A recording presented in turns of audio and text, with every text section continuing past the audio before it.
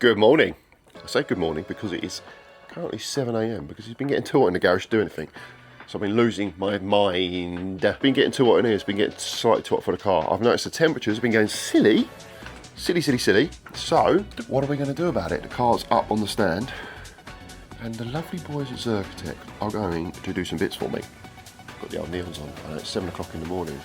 I need to feel the vibes. What is happening here is, I'm going to show you, look. We've already got the under tray off, which actually only took about 10 minutes. And then I had a phone call. And I was laying under the car for an hour on the phone. And the missus got angry at me. I'm sorry, babes.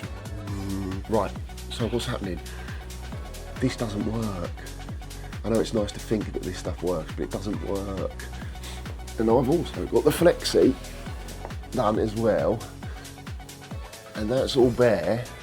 And the car gets really, really hot and angry. So not only does it heat me up and I get really sad, but it's just getting too hot. The engine bay is getting absolutely ridiculous to the point that I've had to put like safeties on all the temperatures on the dash. Danger to manifold.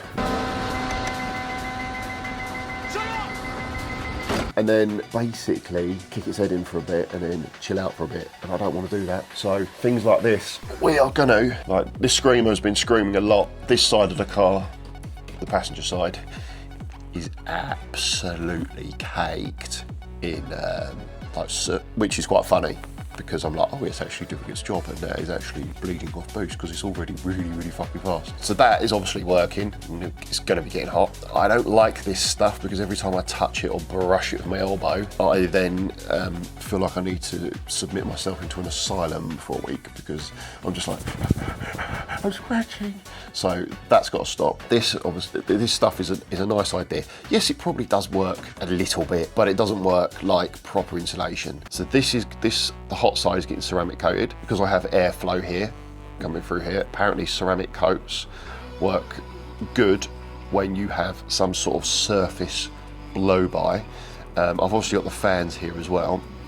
So for ceramics, that's quite good. It sort of protects the substrate, so i.e. the body, and keeps the heat in, but the surface temperature is reduced less than proper insulation, but intentionally so that the air can pass through it and take away that radiant heat. So in this spot and this spot, I'm gonna have these ceramic coated. I'm gonna go for a nice bronze color because I figured that I've already wrapped this bronze. The exhaust Manny's turning bronze, so yeah, it's what it is. So they're gonna ceramic coat that and that. This, the Flexi, and that straight pipe there is all going to be properly insulated with Zerkatech's matting and cladding, and I'm going to tell you more about that. So I'm going to go there and we're going to have a little look around and they're going to explain things to me because I know basically everything they make in-house is, I think it's a little bit secret.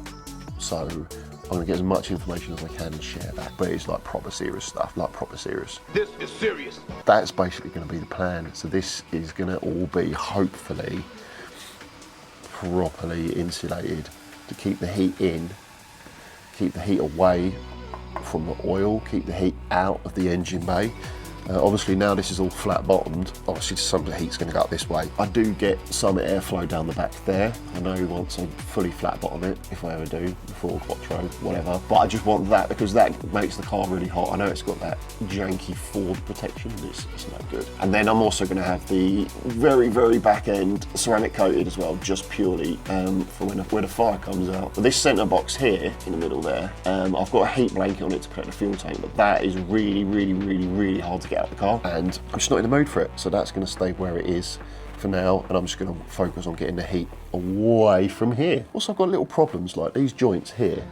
Now, I've made these gaskets and I've torqued this all up, and these flanges have been not machined, they've been ground flat, and they still fucking leak.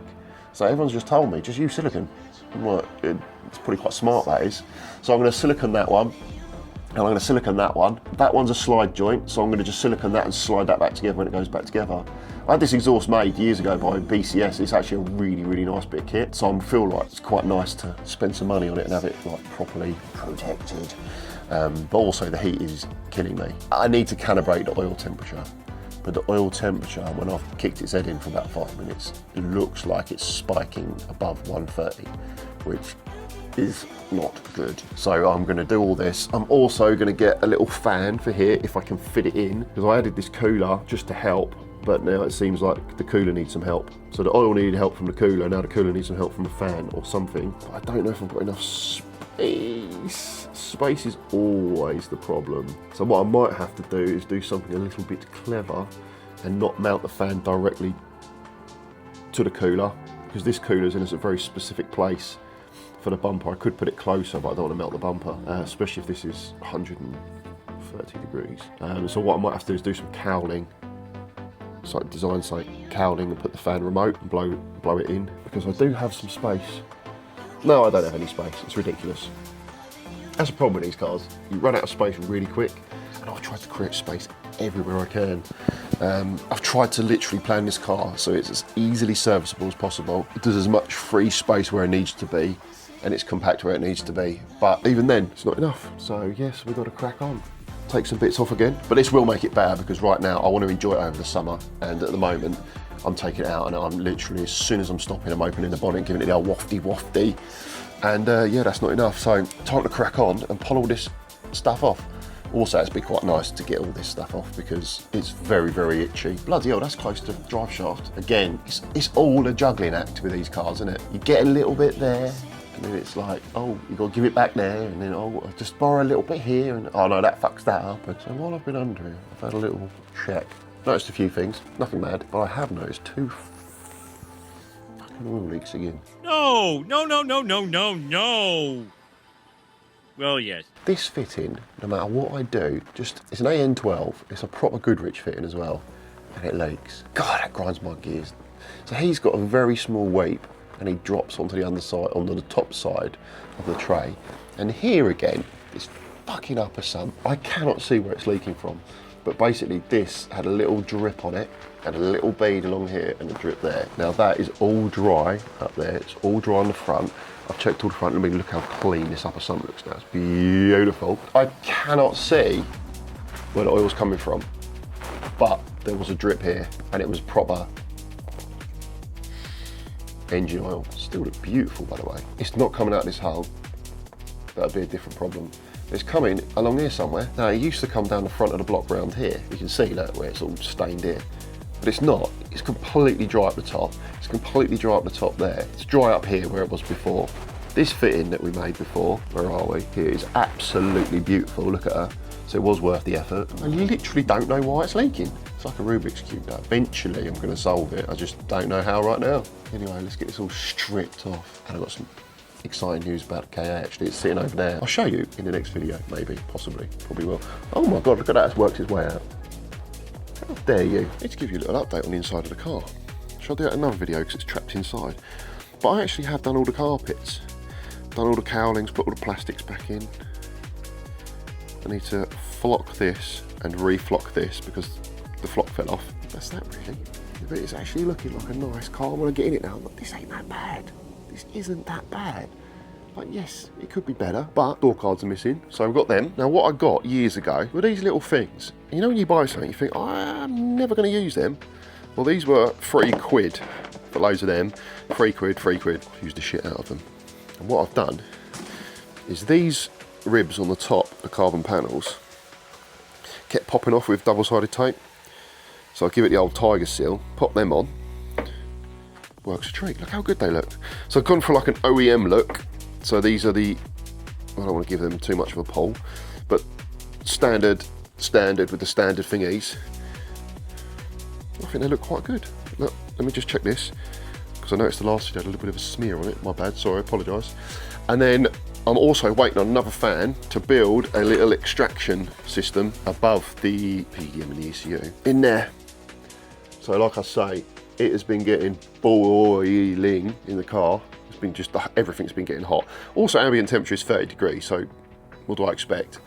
But I'm going to build a little evacuation system. I'm also, thank you Andy for pointing out, you dick, these hoses don't sit right, so I've started designing a little sort of like that. Imagine that back to front and then zip ties, so it'd be like a Chanel logo, Gucci logo, I don't know, don't buy those brands. Back to back like this. Hold up, let me see if I can do it like that, which will then have the hoses, and then I'll put like a channel here so I can put a zip tie through. So basically, this middle bit here will be solid. Ignore my arms, big arms. Look at my outfit today. I even put purple socks on. Felt well cute, didn't I? Little evacuation system. Just even if you can draw. Obviously they're warm, right? So I think on a normal day I looked and it was like 27 degrees. Add 30 degree outside. That was like the winter. Add 30 degrees outside. Inside a car, exhaust is heating the car. Everything's getting hot. Like fire! So start melting, ladies, because the boy is hotter than hot. He's hot. If you can just remove some heat away from that, electrics don't like heat. These draw 3/5 of fuck all. So I'm waiting on another fan, so 4, and then I'm going to basically channel it all and just make it a little bit more efficient. I got all them tools. Just taking the exhaust off. Seems a bit silly, doesn't it? So we have a situation. Look at all that. All custom piping. I've basically listed all that. So it's getting ceramic, heat insulation. That is all in the fucking bin. That is horrific. Every single part of me, every single part, has now moved up my leg to my inner thigh. Read that what you will. Is itching. Fucking stuff is itching. It's so bad. You know my pain if you ever wrapped an exhaust. But at least I'm done with that now. That is gone forever. Never doing that again. But look at all the lovely colours. So I've decided by looking at that, I'm going to have it all coated that sort of bronze colour. That's my centre section there. That's the colour I'm going to go for all the ceramic-y stuff. And poor thing, she's bloody empty now. She's missing loads of her pipes. But she will be back. And she will be better. Hopefully that'll keep the temps down and push them away. But what I'm going to do now is I am doing a temperature test on the Zerkaflex sheet to show you the difference between a sort of fiberglass backing adhesive tape and the Zerkaflex stuff, which is, so I've been told, a net sort of crisscross fibrous sheet they lay down, then they spray ceramic, so it's proper ceramic with a reflective top. So it's actually a ceramic thing within a 3M backing. I've had stuff stuck upside down on the underside of the car, this on the other side of that, and look, it's still stuck. So they are the real deal. But what I want to do is I want to do a real world test backwards and forwards between the sort of brand that a lot of people use on the street to protect your bits and pieces with your adhesive stuff, and then Zerka Shield, and then just see in real world what the actual benefit is and what the temperature difference is, the delta between the back of the metal sheet and the front where the flame is directly on. Well, actually not the flame, the heat gun. And that's it. And we'll see how much better it is. Because none of this stuff's cheap, right? And you don't want to be buying this stuff 2 or 3 times. Like, you want to do this stuff once. I've had to change a few bits on the car recently, and it has irritated me massively because I hate doing things twice. So I thought, well, why don't we do a little test to prove if stuff is actually good or not? Because we can only earn so much money, so let's just spend it properly and not get our pants pulled down. I'm actually going to reinstall, or actually not reinstall, I've installed, I've never used, uninstalled little bits, now I'm going to reinstall the bits. The meth. I sometimes have a feeling I can do crystal meth, but then I think, better not. On the car, which is going to, I'm only going to do the inlet suppression, not the direct port, which is behind the manifold, back here somewhere. I don't know if you can see it, up there. But what I've got is underneath here, on the inlet pipe, this bit here, you can see them through there.